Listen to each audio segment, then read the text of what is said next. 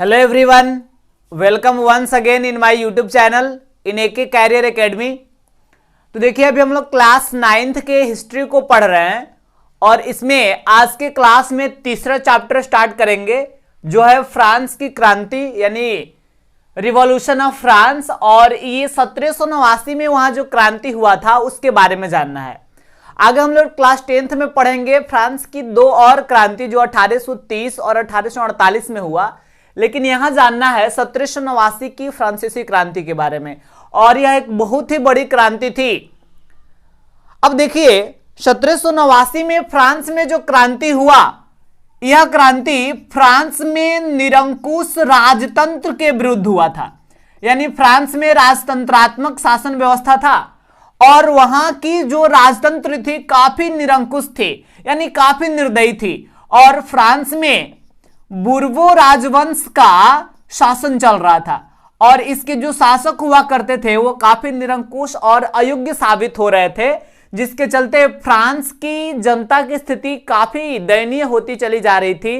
तो इसलिए अब इस निरंकुश राजतंत्र से को हटाकर वहां लोकतंत्रात्मक शासन व्यवस्था स्थापित करने के उद्देश्य से फ्रांस में इस महान क्रांति को किया गया। अब देखिए, फ्रांस की इस महान क्रांति से न ही केवल यूरोप महादेश बल्कि संपूर्ण विश्व के लोगों में अपने राष्ट्र के प्रति राष्ट्रीयता की भावना का प्रसार हुआ और इससे सीख लेकर, इससे सबक लेकर सारे देशवासियों ने अपने देश की समस्या से लड़ने का कार्य जो है प्रारंभ किया। तो आइए अभी हम लोग समझेंगे फ्रांस की जो क्रांति है इसके कौन कौन से कारण थे। इसके कारण से बहुत सारे ऑब्जेक्टिव क्वेश्चन क्रिएट होते हैं तथा यहां से लॉन्ग टाइप क्वेश्चंस भी पूछा जाता है। तो देखिएगा, फ्रांसीसी क्रांति के कारण को समझना है तो कारण में सबसे पहले हम आपको बताएंगे फ्रांसीसी क्रांति के बहुत सारे कारण को हम लोग जानेंगे। तो आज हम लोग समझेंगे राजनीतिक और सामाजिक कारण को। तो आइए सबसे पहले हम आपको बताते हैं फ्रांसीसी क्रांति के राजनीतिक कारण कौन कौन से थे। तो अभी हम आपको बताएं कि फ्रांस में क्रांति से पहले राजतंत्रात्मक शासन व्यवस्था थी, यानी यहां पे राजतंत्र शासन चलता था। राजतंत्र में क्या होता है, एक राजा के द्वारा संपूर्ण देश में शासन चलाया जाता है तथा ऐसी शासन प्रणाली वंशागत होती है, यानी राजा अगर हटेंगे या राजा की मृत्यु होती है तो उनके जगह पर उन्हीं के वंश का कोई एक व्यक्ति जो है शासक के रूप में चुना जाएगा। तो देखिए, क्रांति के समय की अगर बात करें तो क्रांति के समय फ्रांस में बुर्बो राजवंश का शासन था और इसके शासक थे लुई 16वां। अब देखिएगा, हमें समझना है लुई 16वां के बारे में, आखिर इनमें कौन कौन सी कमियां थी कि फ्रांस की जनता को यह क्रांति करना पड़ा। तो देखिए, जो लुई 16वां है ये सबसे पहली चीज की काफी निरंकुश, साथ ही साथ फिजूल खर्ची यानी बहुत अधिक वेस्ट, बहुत अधिक मतलब बिना काम के खर्च करने वाले और काफी अयोग्य शासक थे। साथ ही साथ इनके बारे में जानना है कि ये जो लुई 16वां है इन्होंने अपना विवाह किया ऑस्ट्रिया की राजकुमारी से। ये ऑस्ट्रिया के राजकुमारी जिनका नाम था मेरी अंतोइनेट, ऑस्ट्रिया के राजकुमारी मेरी अंतोइनेट से ये अपना विवाह किए। और ये जो मेरी अंतोइनेट थी ये इनसे भी ज्यादा फिजूल खर्ची थी, ये काफी ज्यादा मतलब वेस्ट खर्च करती थी। और मेरी अंतोइनेट जो है ये उत्सवों में यानी अलग अलग प्रकार की पार्टियों में काफी पैसे लुटाती थी। उत्सवों में बहुत से पैसे खर्च करती थी, यानी पैसे लुटाती थी बहुत ज्यादा। अब यहां देखा जाए तो साथ ही साथ ये जो मेरी अंतोइनेट थी अपने खास व्यक्ति को, अपने विशेष व्यक्ति को राज कार्य में विशेष ओहदा, राज कार्य में विशेष पद दिलाने के लिए भी हमेशा प्रयत्न करते रहती थी। यानी ये फिजूल खर्ची थी वो तो था ही, साथ ही साथ राज कार्य में भी हमेशा दखल देते रहती थी, जिसके चलते राजतंत्र की स्थिति और खराब होती जा रही थी। अब देखिए, यहां एक और चीज आपको बता दें हम कि राजा का वर्साय में एक महल स्थित था और राजा के वर्साय स्थित महल में 15,000 ऐसे कर्मचारी थे, 15,000 ऐसे अधिकारी थे राजा के वर्साय महल में जो कोई काम नहीं करते थे। उनका कोई काम ही नहीं था, वो राजा के विशेष व्यक्ति थे, उनका कोई काम नहीं था और ये अपने वेतन के रूप में बहुत अधिक धनराशि प्राप्त करते थे। और आपको बता दे कि राज्य कार्य मतलब राज्य का जितना वसूली होता था उसका लगभग 9% भाग इन्हीं 15,000 अधिकारियों पर खर्च हो जाता था और ये कोई काम भी नहीं करते थे इसके बदले। अब यहां देखा जाए तो एक चीज आपको समझ में आएगा, राजा की निरंकुशता का एक सबसे बड़ा उदाहरण आपके सामने हम रख रहे हैं। देखिए, फ्रांस की एक संसदीय संस्था थी और फ्रांस की इस संसदीय संस्था का नाम था स्टेट्स जनरल। अब देखिए, स्टेट्स जनरल की बैठक जो है 1614 ईस्वी में हुआ था और किसी भी इस संसदीय संस्था का नियम था कि प्रत्येक वर्ष इस संसदीय संस्था का बैठक आयोजित किया जाना था जिसमें फ्रांसीसी जनता की सभी बातों को राजा को सुनने का प्रावधान था। लेकिन फ्रांसीसी जनता की समस्याओं को सुनना तो दूर की बात है, राजा के द्वारा 1614 ईस्वी में लास्ट बार स्टेट्स जनरल की बैठक बुलाई गई थी। इसके बाद लगभग 175 वर्षों तक इसकी बैठक आयोजित ही नहीं किया गया। 1789 ईस्वी में जब राजा को पैसे की आवश्यकता महसूस हुआ तब ये स्टेट्स जनरल की बैठक आयोजित किया, यानी पिछले 175 वर्षों से स्टेट्स जनरल की बैठक भी आयोजित नहीं हुआ था। अगर इसकी बैठक आयोजित होती तो फ्रांस की जनता के द्वारा राजा से अपनी समस्याओं को रखा जाता और उसका निदान मांगने की कोशिश फ्रांस की जनता करती, लेकिन ऐसा नहीं था। अब देखिए, एक और चीज आपको समझाते हैं।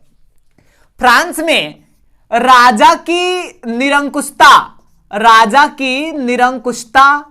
और राजा की स्वेच्छारिता का मतलब होता है राजा अपने इच्छा से जो मन कर रहा वो करते जाए, ये सही नहीं था ना। तो राजा की निरंकुशता और राजा की स्वेच्छारिता पर नियंत्रण के लिए, इसको रोकने के लिए फ्रांस में एक विशेष प्रकार की संस्था थी जिसका नाम था पार्लमा। फ्रांस में पार्लमा नामक एक संस्था थी जो राजा की निरंकुशता और स्वेच्छारिता पर नियंत्रण बनाने के लिए इसका स्थापना किया गया था। और देखिए, पार्लमा में 17 सदस्य थे और ये 17 के 17 सदस्य जो है कुलीन वर्ग के ही होते थे। आगे हम लोग पढ़ने वाले हैं, फ्रांस की समाज 3 वर्गों में विभाजित था। उसमें एक विशेष प्रकार का वर्ग था कुलीन वर्ग, जो राजा के विशेष व्यक्ति इसमें शामिल होते थे। तो देखिए, पार्लिमा में 17 सदस्य होते थे जिसमें प्रत्येक सदस्य कुलीन वर्ग के ही आयोजित होते थे इसमें। और ये पार्लिमा राजा की निरंकुशता पे रोक लगाने के लिए बनाया गया था, लेकिन पार्लिमा के सदस्यों को पैसे देकर और राजा इनके फैसले को अपने पक्ष में करवा लेता था। तो इस प्रकार कहीं से भी फ्रांस की जनता के पक्ष में फैसला नहीं होता था, यानी फ्रांस की जनता की जो राजनीतिक स्थिति थी ये चारों ओर से दयनीय दिख रही थी। तो इस प्रकार ये सारे राजनीतिक कारण थे फ्रांस में एक बड़े क्रांति किए जाने के। तो हम लोग राजनीतिक कारण को समझे। अब आइए इसके बाद हम समझाते हैं आपको सामाजिक कारण के बारे में। अब देखिए, सामाजिक कारण की अगर बात किया जाए तो आपको बताएं, हम 18वीं शताब्दी में यह क्रांति हुआ था और 18वीं शताब्दी में फ्रांस की जो समाज थी, ये फ्रांस की समाज 3 वर्गों में विभाजित थी, 3 वर्गों में बटी हुई थी, जिसमें पहला वर्ग को कहा जाता था प्रथम स्टेट, फिर इसमें दूसरा था द्वितीय स्टेट और फिर इसमें तीसरा था तृतीय स्टेट। तो ये 3 वर्गों में फ्रांस की समाज बटी हुई थी। इसमें प्रथम स्टेट को पादरी वर्ग के नाम से जाना जाता था, द्वितीय स्टेट को कुलीन वर्ग के नाम से जाना जाता था और फिर तृतीय स्टेट को जनसाधारण वर्ग के नाम से जाना जाता था। अब देखिए, यहां प्रथम स्टेट की अगर बात किया जाए तो इसकी संख्या काफी कम थी, सबसे कम थी। प्रथम स्टेट में मात्र 1,30,000 लोग रहते थे, द्वितीय स्टेट के 40 लाख लोग थे और वहीं तृतीय स्टेट की अगर बात करें तो तृतीय स्टेट के लगभग 2,50,00,000 व्यक्ति जो है तृतीय स्टेट के थे। तो इस तरह देखा जाए तो केवल तृतीय स्टेट से ही 90% मतलब पूरे देश की 90% जनसंख्या तृतीय स्टेट यानी जनसाधारण वर्ग की थी।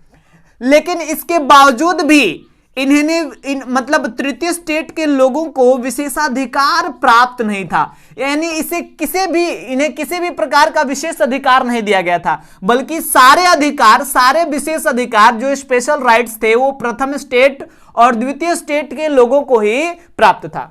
अब देखिए, प्रथम और द्वितीय स्टेट के लोगों को कुछ खास कार्य भी नहीं करना पड़ता था और इनके ऊपर करों का बोझ भी कुछ खास नहीं था। लेकिन यहां देखा जाए तो तृतीय स्टेट के लोगों के ऊपर टैक्स का, यानी जो टैक्स वसूली, कर वसूली किया जाता था राजा के द्वारा, टैक्स का एक बहुत बड़ा बोझ जो है तृतीय स्टेट के लोगों पर था। साथ ही साथ तृतीय स्टेट के लोगों का काम क्या था?